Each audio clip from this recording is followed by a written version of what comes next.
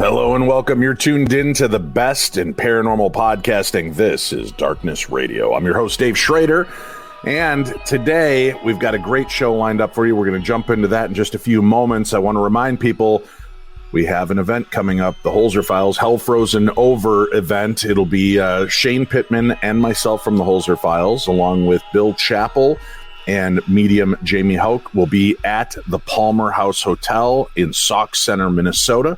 We are completely sold out now of all of the full event tickets, but we do have general admission tickets left for the meet and greet party, all of the talks, the presentations. So if you're still interested in that, $99, you can go sign up for it and come hang out for the weekend and get a chance to meet with Shane and I and Bill Chappell, Jamie Hauk. It's going to be a lot of fun. All the information is at darknessevents.com. That's darknessevents.com. And for those of you that have been having trouble with the show the last week here, there has been an issue on Stitcher's main internet website. So if you usually access it through the internet and are having trouble getting it there, make sure that you've got the Stitcher app. It's a free app, and you can actually access the show that way. The app is working just fine. I just wanted to alert everybody to what's going on and make them aware that we are aware of the issues taking place currently with the internet version of Stitcher. So they are diligently working on trying to modify and figure out that issue. So as soon as they get that fixed, it'll be running again as normal. All right. Today, we've got an interesting guest joining us. Dr. Irena McCammon Scott is here. Beyond Pascagoula, the rest of the amazing story. And this is a fascinating tale, probably best known for the events that unfolded on October 1973 with the Pascagoula abduction account of Charles Hickson and Calvin Parker. It is one of the more credible reports, but unlike many reports, intensive research has actually uncovered a number of additional reports of UFO sightings in the area at around the same time. Dr. Scott, thank you so much for being here with us today. Thank you for having me. I'm glad to be here. Let's dig in. For people that are not familiar with this case, if we could at least do a recap for them. What took place in Pascagoula in October of 1973? What took place on the 11th of October, 1973, was a reported UFO abduction and of Calvin Parker and Charles Hickson. It's called the Pascagoula abduction, and it's one of the best known abductions, and it's probably the best documented of any of them because we've been working quite a while getting other witnesses and things. What happened was the original abduction was that Calvin Parker was 18 or 19 and Charles Hickson was around 45. They were shipyard employees after their day of work, and they decided to go fishing. And they weren't UFO nuts or anything else like that. They were just regular, normal people that'd probably laugh if you said UFOs. They went to a couple of places fishing, and they weren't catching anything. And so they went to this other place that was kind of marked stay out or something. And Calvin was a little bit nervous about parking there because it was his car, and he's afraid they might get in trouble. But Charles said, everything's fine, let's go. He parks there all the time. And so they went out they parked and walked to the pier and went out on the pier and started fishing. The first thing they saw was a blue light. And Calvin was pretty nervous. He thought they both thought it was the police. And he told Charles that he can go to jail because it was his idea and stuff. But it was a lot worse than police because it was this object that appeared.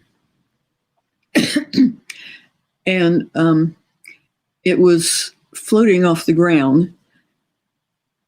At first it was blue, and then it opened with this real bright light. And two things that might have been beings or creatures or something grabbed Charles, and one grabbed Calvin and took him inside the object and did what appeared to be scans on him, and then took him outside. Well, they were both absolutely terrified beyond anything you can imagine. And they couldn't fight back. They couldn't move when it was happening. And so anyway, they delivered them back to the pier. And Calvin was just standing there with his hands, with his arms up in the air. And Charles tried to break the trance. And I think they both fell down or something. Then the thing disappeared.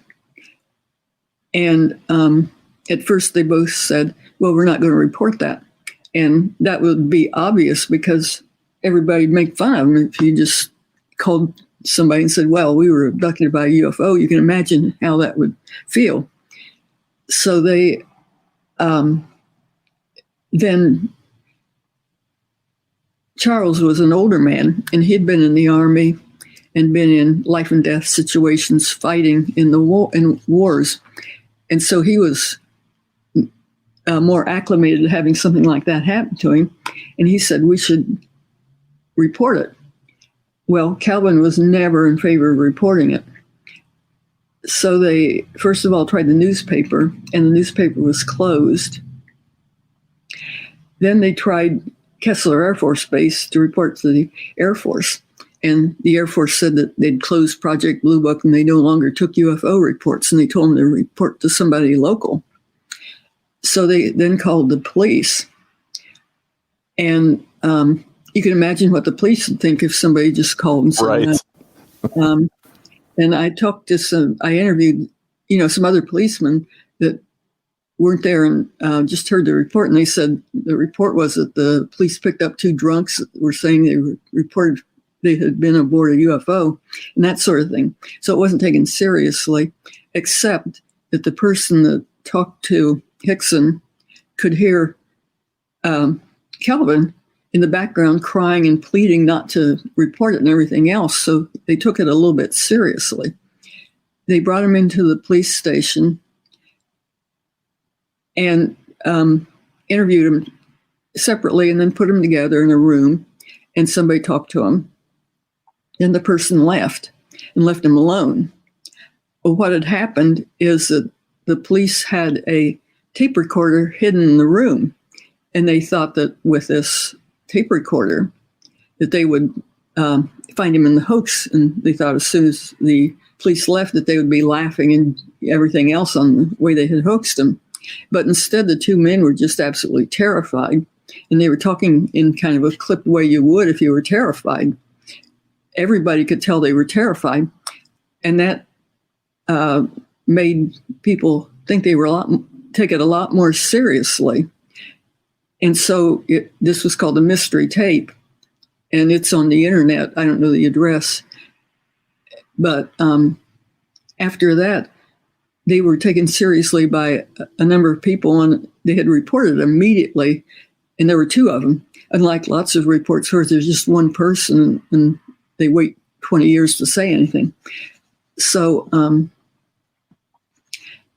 then the UFO investigators came out immediately and started investigating. So that's one of the reasons it was, and then it just blew up. It was in all the newspapers all over the world immediately because it was a pretty good report. How were people reacting at that time hearing this report? Was it tongue-in-cheek and kind of mocking these two guys? Were the media sources taking them seriously? How would you describe what was happening for both of them? I think it was better than normal on account of the mystery tape. And the police, the newspapers didn't really report it as being crazy. But I think the two men were severely harassed. And I've talked to a number of people from Pascagoula that, they harassed them and said they were drunk and everything, seeing things and all that. So I think the men were very harassed. And you can imagine shipyard workers, what right. like that. Right, but they were standing by their story, and here you've got a former military guy. You've got somebody with some credibility on this. As we look back on these two gentlemen, had there been issues? Could we look at this and say, and again, I'm just taking the skeptical approach at the beginning here to kind of answer some questions I know the audience will have, but is there any chance that these guys were scoundrels and had done dumb things in the past and maybe they should have been looked at a little bit more skeptically at the time? Well, I think a lot of people were very skeptical on harassing him. But on the other hand, some of the top UFO investigators were out there immediately, and other people talked to him. And like I talked to the doctor that interviewed him right after it happened, and he said, yeah, they were both in shock, and there wasn't any doubt about that. So I think the people that came in contact with him, and especially the mystery tape, did believe him, although it was unbelievable. They see these strange things during this experience. Can you describe to us, and I know that there have been drawings and a considerable amount put out there regarding this, what type of things did they see? What did they experience? Well, they weren't the typical aliens that are in the press. They were quite a bit different. They were kind of, the typical alien is kind of a skinny thing with a big head and legs and big eyes. Well, these things were a lot different. They were kind of heavy set or porky even. They were very, very wrinkled. They couldn't even see their eyes. I think they were gray. The skin was kind of gray. And in a lot of drawings, Hickson reported that where you have projections on your head, like the nose and the ears, there were things like carrots sticking out. And they both thought the things might have been mechanical instead of beings, that they just gave an impression of behaving in mechanical ways. Now, the beings, did they ever interact with them? Did they, speak? Did they give any kind of indication that there was an intelligence there? Aside from being able to traverse the galaxy in a UFO, I mean like a communicative way. Well, they both would have, anybody in that position would try to fight back. And they said that they thought they'd been injected with something or had a shot, because when the things grabbed them, they couldn't fight back. And they thought maybe they had received a shot, but they were paralyzed and couldn't move except they could see and they were conscious. And for their memory of right then, which was a conscious memory, I think they communicated by telepathy and told them not to worry and things like that, which you would obviously worry. Right. Yeah, that's not enough to make me more comfortable with the situation. No. How long do they think that they were actually abducted? I had the impression it was about 15 to 30 minutes. They didn't have watches on them, so they weren't. Right. And they have this encounter, they're returned. Do they show any long-term effect from being around these beings? Well, Calvin was really nervous about it, and he was afraid they might be contaminated or something. And they had some effects. There were pictures taken of marks on them that might have been puncture marks. They thought they were maybe injected. But we've had people look at the pictures that we had and that came from somebody else. And the ones that on Charles looked like just surface scratches or just scratches. And the ones on Calvin looked like they could have been puncture marks, except it was on his feet. But, it might have been, they might have taken his shoes off too. And so there wasn't real proof. On one of the documents, sometime later, they said that their eyes were dilated. And that wouldn't be from being on board the craft, because it was lit up really bright, and bright lights would make your eyes constrict. If your eyes were dilated, that might be a sign that you were given drugs. And they thought they were given drugs. Right. Were they tested for that to see, through toxicology, if there truly was something foreign in their system? No. And that's a shame, because I don't think there's any blood samples or anything. Calvin was really, really nervous that he might have been contaminated. And he took his clothes off, and I think he washed in bleach or something afterwards and threw his clothes away. And he was trying to get them to test for radioactivity and things. And they took him to, first of all, hospital, and then to a better hospital at the Air Force Base, Kessler Air Force Base, and didn't find any radioactivity. But he was very concerned that he might be contaminated in some way and, come in contact with other people. Right. Now, what could you tell us regarding the craft itself? Is this something that fits other versions? Because obviously the aliens sound completely different than what, we're used to hearing. What was the craft itself like? I think it was, one of them described it as being about 30 feet long and maybe 18 feet tall. And I think that was a guess. On the inside, they really didn't see anything. It was just really brightly lit. They didn't see furniture or anything. They said that they went through something like that. They'd been examined, and that something came out from the wall and circled them.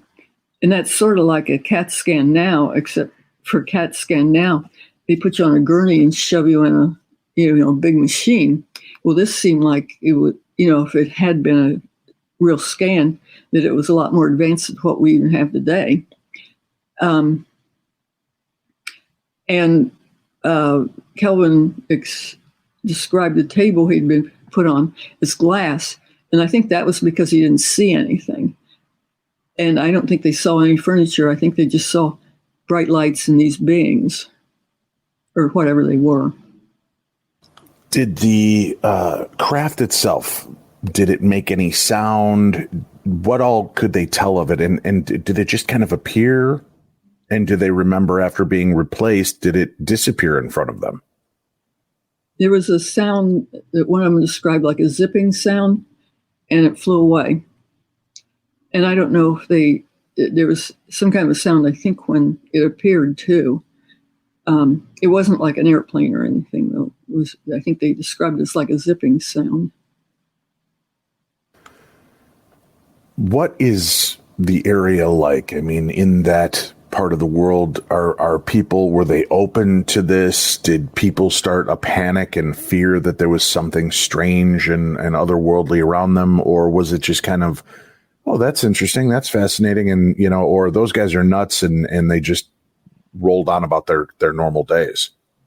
I think that probably most people rolled on, but there were a huge amount of sightings then. And from the police, we had like 50 sightings reported for that night of the abduction from other people. And then there were other ones that they knew about that weren't reported. So a lot of people had seen things. And in that case, you might not remember anything from the October 11th, 1973. But the abduction account hit the newspapers the next day. And if you had seen something and then you read that account, you would be able to know when it was. And if it was very impressive, you'd remember that for a long time. Well, people didn't come out of the woodwork, report things at first, because the two abductees were getting harassed and made fun of. But since then, the idea of UFOs is now more respectable, and people are coming out and saying, yeah, they saw things then too, and they didn't want to talk about it and get harassed then, but they can stand up to it now. So we're collecting reports from way back. Speaking of reports, I saw through the Mississippi Press Register There was an article that scientists term that the Pascagoula UFO report is true. Was that true? Were these true scientists that had come forward to make this claim? And what made them believe that there was something more to this than just two good old boys that might have had a few too many drinks that night? Two really top scientists came out to investigate. One was Dr. Alan Hynek. He had been the Blue Book debunker for a long time, but he changed his mind on debunking and was open to UFOs. He was a respectable scientist. He was an astronomer with a PhD. I knew him from back here. He was he worked for the astronomy department of OSU, and then he went to Northwestern University and became the head of the astronomy department. And he did research and published good scientific papers on astronomy. So he was respectable in his field.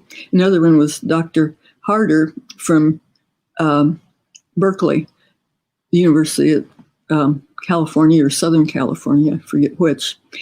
And he was a respectable scientist too. And they both got out there real soon after it happened and interviewed him. And both of them trusted the two men. They didn't think they were nuts or anything. They took them as honest and reporting what they saw. And with that, in that area, I'm sure people are wondering, this was kind of a restricted area that they were in. Do we know why it was restricted? Was it part of government property? Was there anything like that might lend itself to us understanding a little bit better? It was the area of Huntington Ingalls industry, and this was the Navy's largest shipbuilding industry. It was in there in another place, but this was a important company, very important for shipbuilding. Also, there was a nuclear site there. I don't know exactly what they were doing, probably something with shipbuilding, but the government was trying to hide that from people, and they didn't want people to know about it. And also Kessler Air Force Base, which was a real big training ground and high-tech area. So it wasn't just like, some place by the Gulf. It had a lot of military places. Well, all right. So could it be that they misunderstood that this was more a uniform to protect somebody from nuclear waste, nuclear fallout, something like that? And could it be that whoever was inside these uniforms might have taken them to test them to make sure that they were not infected by this, by crossing the boundaries and into that area? It's unknown. It could be. There could be a million theories, and it's really unknown. They thought when it was happening that maybe it was the government, but there wasn't any evidence that it was the government, and this was way beyond what the government could do. Well, at least what we thought they could do, right? Now we're learning more and more what the government's been capable of for a long time. And I'm not meaning to sound skeptical as though to challenge all of your insights and claims on this. Again, just trying to be the voice of the audience as they're listening along with us on this journey. And, because this is such a unique, at least to many of us, abduction scenario, the look, the feel, everything about it is kind of different than the big gray aliens, the mantis, the Nordics, the things that people have come to somehow accept, those aspects of alien forms. But this is something new, something different. I think if they were lying, that they would look up what an alien looked like and describe it like other people did.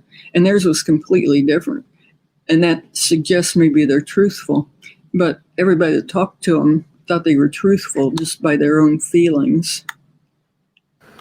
All right. Now that they've had this experience, did either one of them ever feel as though they were visited again by these beings, or was it a one and done situation for them? Well, I think with that, you should distinguish between what their actual conscious memory was, because they were hypnotized.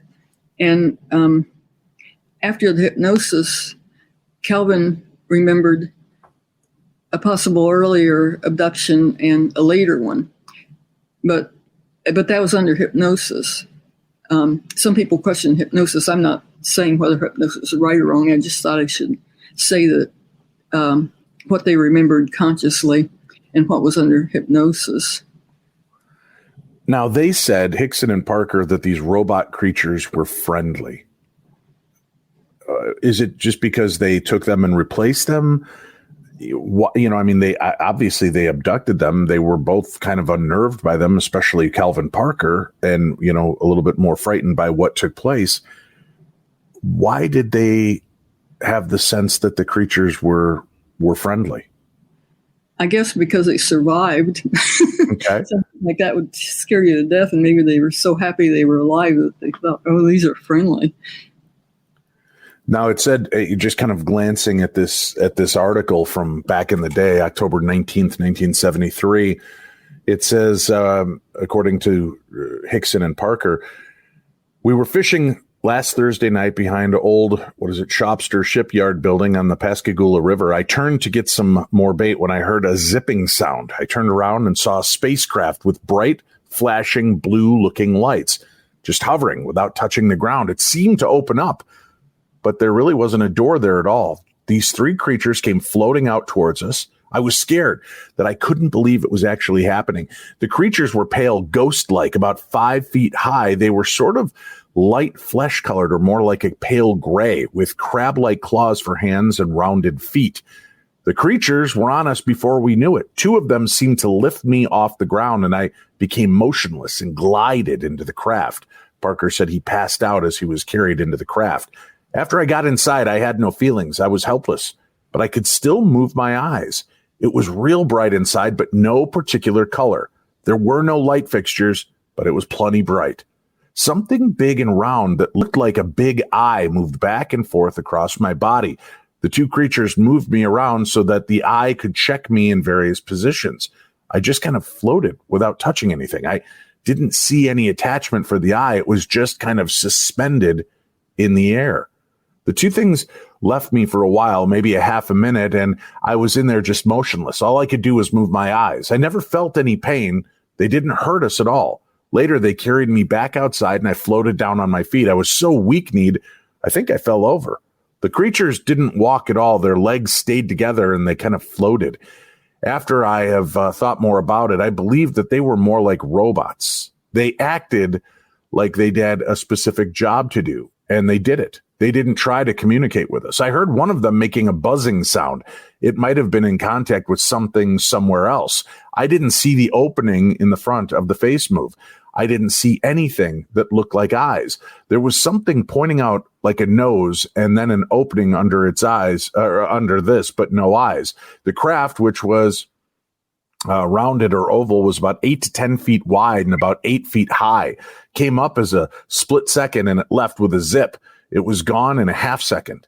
They were on us so quick, we couldn't do anything. I doubt if we could have resisted them if we had tried to. I'm sure they are far more advanced than we are. I know now that they didn't intend to hurt us physically, but I feared that they were going to take us away. I would like to emphasize that they didn't mean us any harm. I honestly believe other people will go through similar experiences. I think these creatures will continue to probe this earth. We haven't seen the last of it. I've always said that there's almost had to be some life elsewhere. Now I'm a firm believer. Our lives will never be the same, but I felt we owed it to the people to tell what we saw. I don't believe I could live with it myself. I believe we have done what is right. The question I keep asking myself is, why a country boy like me? And that's a fascinating take on all of this, and that he was assured or was positive of the fact that this was going to continue. More people would be taken. It's almost like he was given a knowing. Would you say that's a fair assessment? Since they didn't really communicate with him, he seemed very clear-headed and understanding that this was not out of the ordinary and would continue. That was his feelings about it. And I guess that maybe he had some feeling of communication was why he had those feelings. I mean, if it happened to me, I would be so glad I was alive. But, and I would also wonder if other people were taken and not returned. But, that was his feelings, I guess. Well, what can you tell us about the fact that, okay, aside from two men who claim to have had this experience, was there any other type of physical or relatable data? And I mean that because there's another article again that says, men taken aboard UFO, nearby radar jammed. That's the headlines from October 15th, 1973. What do we know about these claims of radar being jammed? Are we assuming that because radar didn't pick them up? Or was there a legitimate hiccup and issue with radar locally in that area that night? Well, I don't think that the radar was the same night. But this radar man reported having his radar jammed for some time. And I think he'd been in the military and, knew what radar jamming was. And he had picked up something and then it jammed his radar for a while. We've got in the article, it says a Marion County civil defense official reported an unidentified flying object knocked out his radar Sunday night shortly after two scientists said that they were still convinced two men were taken aboard a UFO along the Gulf Coast near Pascagoula. Dr. James Harder of the University of California and Alan Hynek, chairman of the astronomy department at Northwestern University, said they were convinced Charles Hickson and Calvin Parker encountered a non-terrestrial craft. A short time later, James Thornhill of Columbia said he picked up an object on his radar set. I observed what I thought to be an aircraft, Thornhill told officials. It got rather close to the station, about 3 miles. Then it became stationary. And all of a sudden, my radar just completely jammed. I've never seen anything quite like this, except perhaps during World War II. Thornhill said the radar unit developed streaks when the UFO returned later. Area residents, he said, reported seeing a craft with bright blue lights Sunday night. Thornhill's report was the latest in the series of UFO sightings that reached its most bizarre period Thursday night. Hickson and Parker went to authorities saying that they were taken aboard a UFO. These are not imbalanced people, J. Allen Hynek said. They're not crackpots. There was definitely something here that was not terrestrial of this earth. Hickson and Parker said that they were fishing when a bluish craft hovered above them and they were taken inside by, now it said here, red-skinned occupants without force. And this is interesting because that totally flies in the face of the gray or very pale skin story before. The pair said the craft's occupants had wrinkled skin, pointed ears, eye slits, sharp noses, and holes below their noses. Now, again, an article written within a few days of the first one is saying that there were eye slits when the other article said there were not. So there does seem to be some inconsistencies in how the story was told. Is that reporter error? And I'm going to say this wholeheartedly. I've been interviewed numerous times in the last 15 years and will go back and read the article and think I never said that. And I certainly didn't report that. And I've called them out on it. And we just tried to punch up the article. It seems normal in some cases, which is really kind of disconcerting to me. But what do you think was taking place here? Well, with the radar jamming, the abduction was on Thursday and the radar, I think, was on Sunday. So it wasn't the same day and it wasn't exactly the same place, but it was still an experienced person in that area said the radar was jammed. Right, but I'm talking about the inconsistencies in the colorization. There were no eyes, there were eye slits, they were pale gray, almost like an elephant. This is saying that they were reddish. Does that start to send up any flags for you when the accounts that were given at the time are being, I don't want to say misrepresented, but that they're certainly, they're not consistent? Well, I think with newspapers, you can get different things when reporters write things up that they can change things. I think that I talked to the doctor that examined them first, and he said the very first reports were good. And to pay attention to those first ones, but I think, as more people read it and report it and so on, that there will be differences. I think the two people reported pretty much the same thing for that night, always. I don't think they changed their, what they said. All right, let's do this. We need to take a break. The book is called Beyond Pascagoula, The Rest of the Amazing Story. We have a link up for that book on today's program guide, so you can find it very easy and get a copy for yourself. We'll be back. We've got more to talk with Dr. Irena Scott right here on Darkness Radio.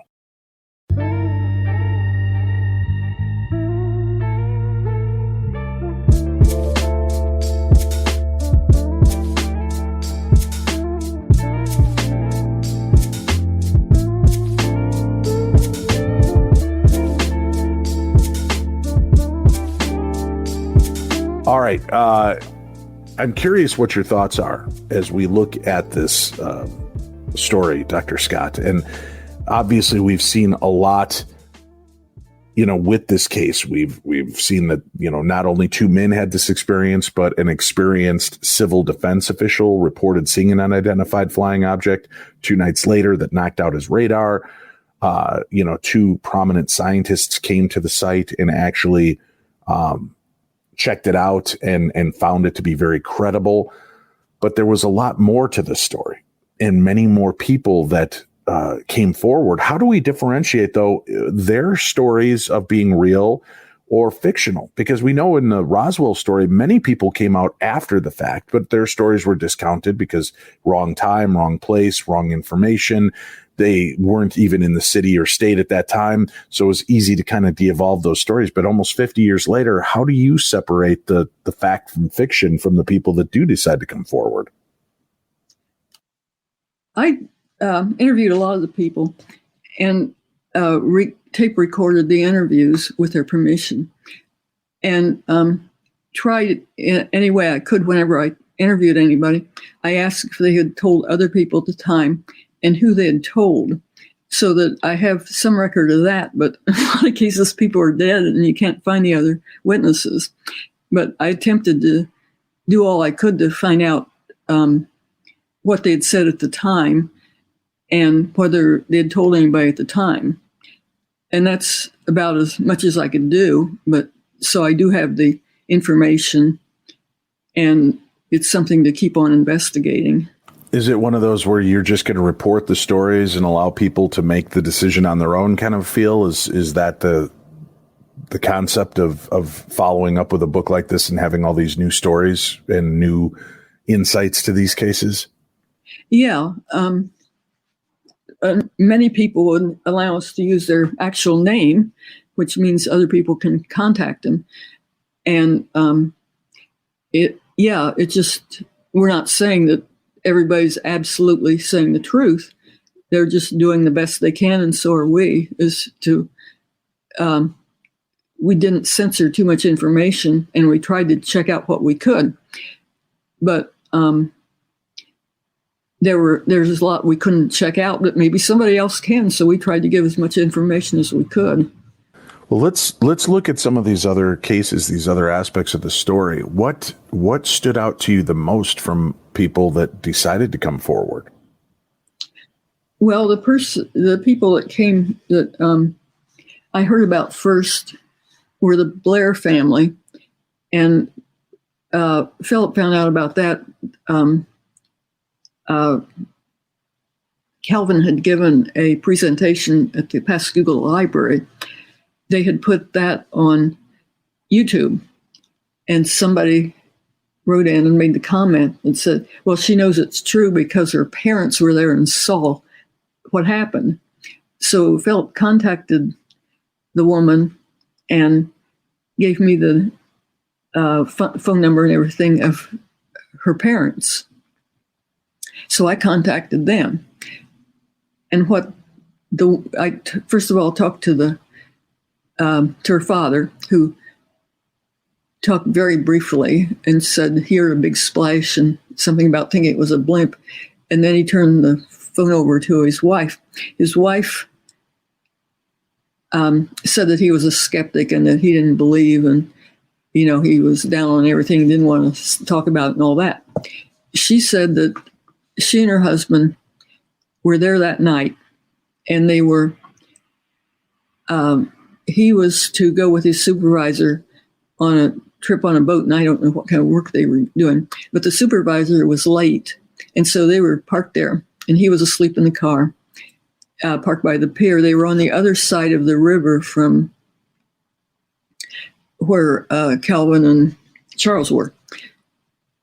She said she saw this, what she thought was an airplane flying around the Pascagoula River, up and down and across and randomly. And she said she thought the pilot didn't know what he was doing or where he was going. And he was just flying around. And she didn't see any pattern of what he was doing.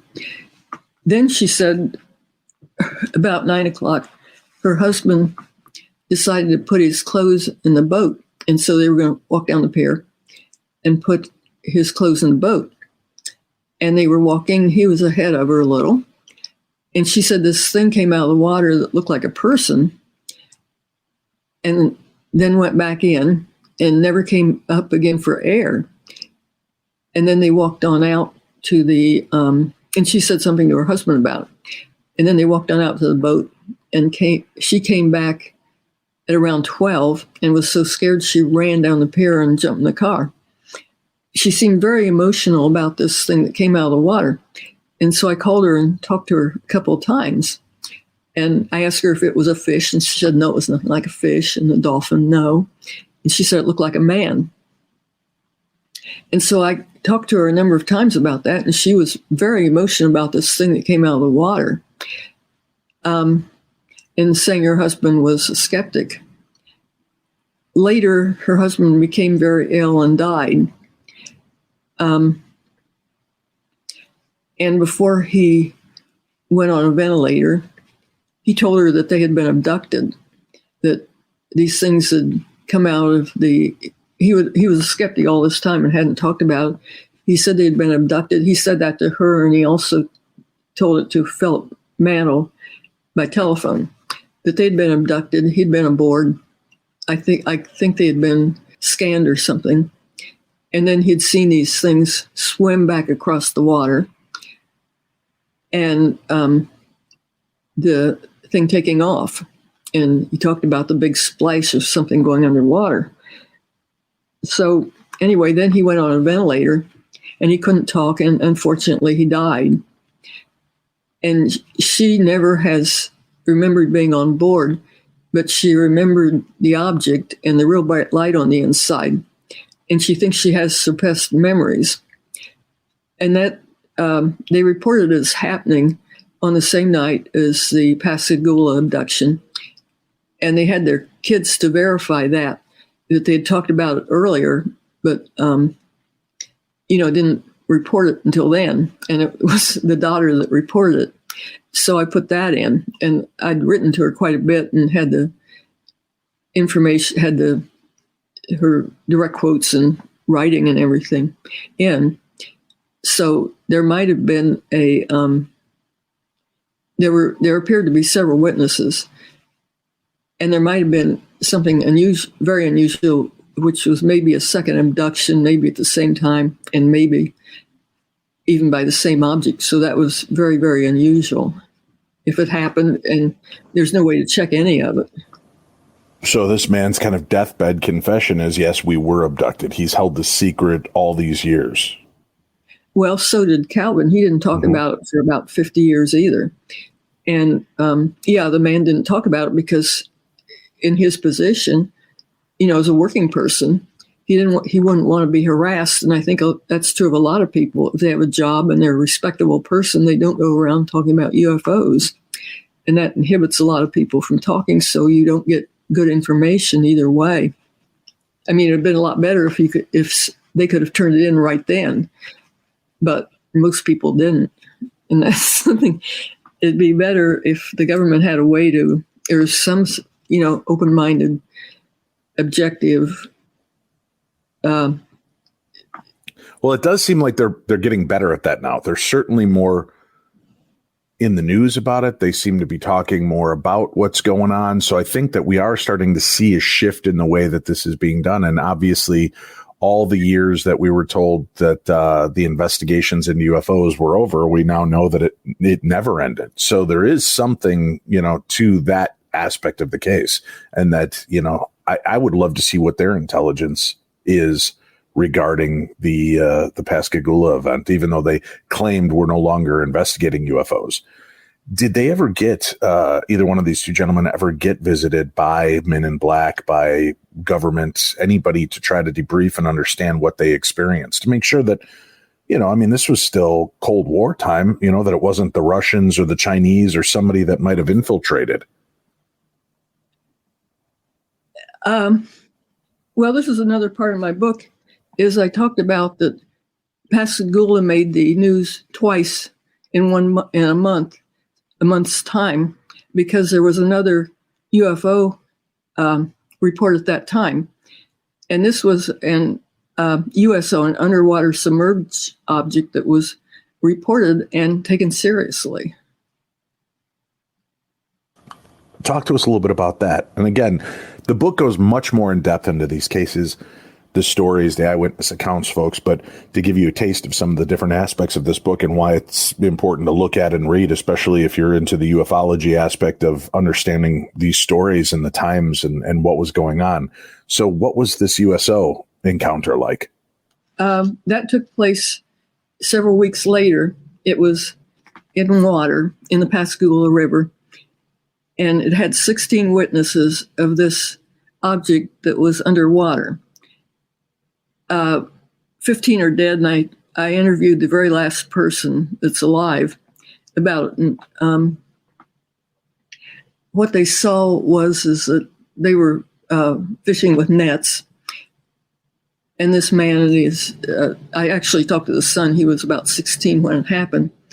He was with his father, and they saw this thing underwater.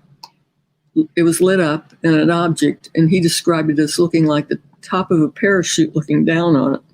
But it seemed to have whatever you call them, radius things sticking out from the center things. It was underwater, and he thought the light that came from it was underneath it. Well, they couldn't figure out what it was, and his father was trying to hit it with an oar. He had a real long oar, and he hit it, and it sounded like metal, and they had no idea what it was. And some other people came, their relatives, and then another family of fishers, and nobody could figure out what it was. So he and his father went to get the Coast Guard, and 2 Coast Guard officers came out in a larger boat by themselves, and they saw it too. And the thing would, it'd be lit up, and you could see it and everything. And then if they bothered it, like trying to hit it or things, it would disappear, and then it'd appear someplace else farther away, and they could go and find it, and it'd light up again. The Coast Guard officer thought it was very, very strange, because he said if you put an oar over it, that the light seemed to go right through the oar, just like an X-ray, and there wasn't a shadow. And so there were reports from them, 2 Coast Guard officers plus these people. It never showed up again after that one night, and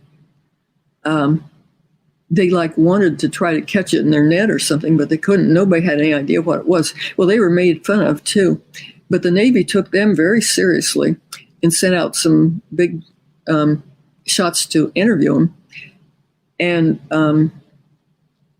just did a serious investigation. And one reason was because of the area, because it was close to a nuclear site. The Navy didn't want anybody to know that it was a nuclear site, and because of the ship building area, and because of a lot of other things that were going on at that time. All right, very strange. So you've got multiple encounters, multiple style stories that are all taking place in this one area. Now, again, you said there's a nuclear base, there's a military installation. Why do you think that we see so much UFO activity over locations that would seem detrimental to them visiting, right? You would think that they wouldn't be so close to a place that could scramble jets or bombs in their direction. Or is that the concept? We're so close, there's no way they're going to attack here because it would rain down problems on their base, on their things. What do you think is the thought behind all of that? And how many of these UFO sightings take place around installations like this? A lot do. And at that time, there was a lot going on, such as Watergate and Spiro Agnew and the oil crisis, Nixon, and everything else you can think of. But what people didn't know too much about was there was the Yom War, and there was a nuclear alert that there might be an impending nuclear war. But they didn't report that until many, many, many years later, just fairly recently. But there was a possibility of a nuclear war starting around that time. I think the nuclear alert was on October the 24th or something, but it was classified for many, many years. So people didn't know about it. But there was a lot of other things. And some people that I knew about the interview said that it was a show of force from the UFOs, that like there was, the possibility of a real big scale nuclear war starting, and that maybe the UFOs were sort of letting people know that there were other things here. And a number of people have also reported about UFOs flying over missile sites and turning off the targeting things or reprogramming targeting things on missiles. So you never know if something like that might have been going on. And maybe that had something to do with the sightings, because there were a lot of other sightings. And in a whole lot of them, there were interactions with authority, like airplane pilots and sheriffs and even governors and things like that in the UFOs, which was unusual. The Pascagoula area, did UFO encounters stop after, that period of time, or has it always been a hotbed now? It didn't seem like it kept on going. And this was part of a big flap. It was a huge flap. It lasted, the main big part of it was in October, November, and then it went down all over the country and the world. There were just a huge number of sightings around that time. Very strange. And were they similar? Have you found any other encounters anywhere around the world that seemed to match with what was taking place in Pascagoula during that time? There were a couple of reports, like there was this boy that said he was playing with a thing with wrinkled skin and pincher-like claws and things. But I just have the reports. I don't have any detail about them. I don't think there were too many like that, though. Do you think some of these are stories that are playing off of, oh yeah, I've seen those type of aliens as well, that, people, again, just trying to inject themselves into this weird aspect of history? Well, the people that I interviewed from Pascagoula, nobody else reported seeing anything like that. I mean, there were UFO reports, and some of them the same night from Pascagoula, and some of close objects, but nobody reported anything like that abduction and seeing beings, or whatever you'd call them, that were like that. Dr. Scott, where do you think we are in the world with true disclosure? Do you believe that it is forthcoming, that there's going to have to be a forced hand into admitting this very soon? And do you think that we're on the precipice of true alien contact, not just a couple of one-off people here and there? It just seems that there's some kind of step up in the game right now with letting information out. When secret military footage starts getting leaked, it to me seems like they're readying us for something.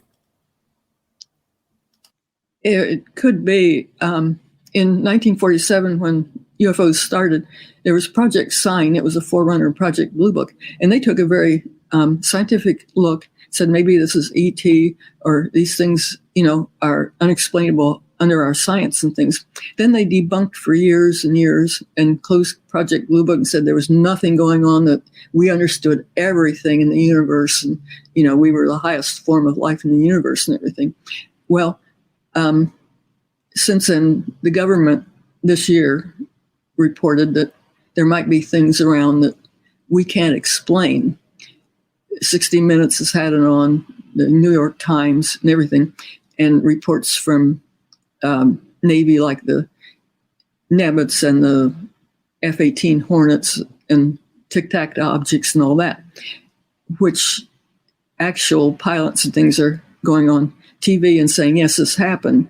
So it's a little bit harder for the government to say, oh, these people are crazy, because they're obviously not. And so there's a little more nudge for the government to report things. Then also, the Nimitz and everything was from the Navy. And the Air Force has always said, in 1947, they said something might be happening. Then they've always debunked everything.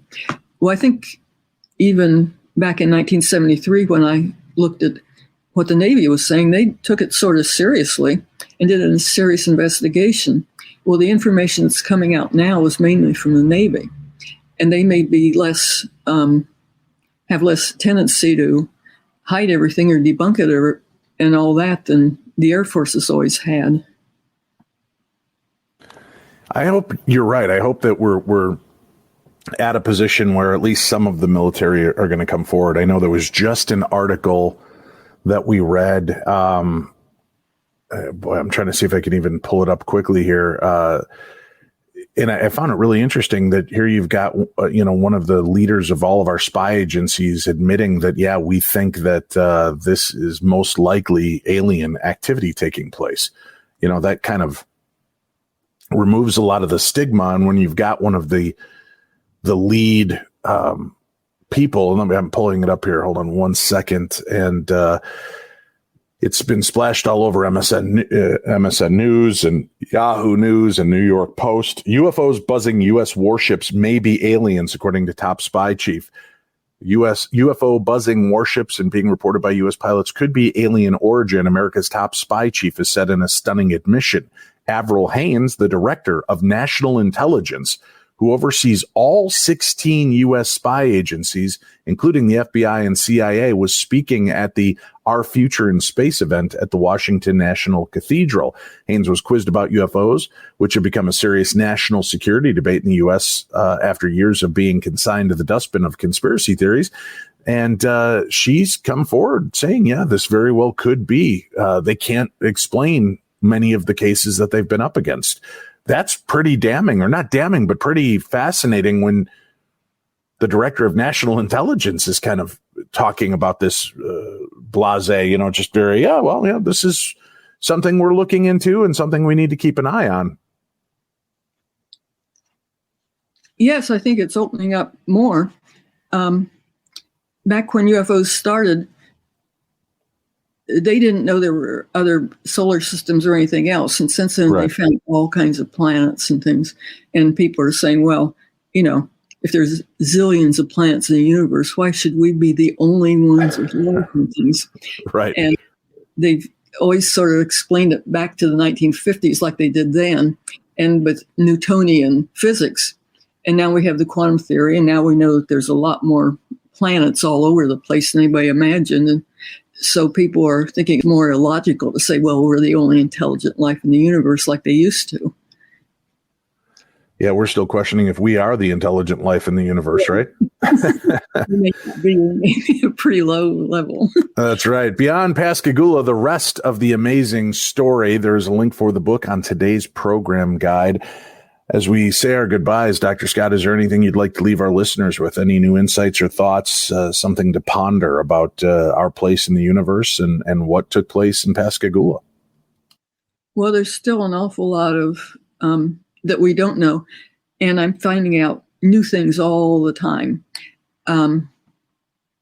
And the other thing, another part of the book that I spent a lot of time on was at the same time as Pascagoula happened, there was a strange sound that was heard all across the United States, and there was no explanation for it at all.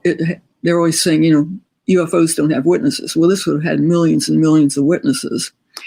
And I spent a lot of time working on that, trying to figure out what it is, and I'm still working on it. And I'm sorry, when did that take place? The same time as the Pascagoula abduction. Wow. And what was the sound? Can you tell us what was reported? Well, it was it was maybe the most extensive sound ever recorded, except for the Krakatoa. It started in Iowa and it extended clear of the Atlantic coast. It was very wide, and it couldn't be explained as an airplane sonic boom because it was way larger than an airplane sonic boom. And there were no evidence of airplanes up at that time in that area. And nobody paid too much attention to it except me. And I investigated it with some seismologists and some scientists before I ever got into UFOs. And trying to figure that out was what actually got me into UFO investigation. But it's never been explained to this day. And I'm still, I spent a lot of time in the book with NASA information on sonic booms and things, and saying that this, in terms of physics, was way different than anything that could be explained as a sonic boom. And so I spent a lot of time on that with the book because it was just something that was unexplained, and there was a lot of data on it. Fascinating stuff. Pick up a copy of the book, Beyond Pascagoula, the rest of the amazing story. Dr. Scott, great to catch up with you again. Thank you for being here with us. Thank you for having me. Stay safe, everyone. Be kind to one another. We'll be back again next week with more of the best in paranormal talk radio. I'm Dave Schrader, and this is Darkness Radio.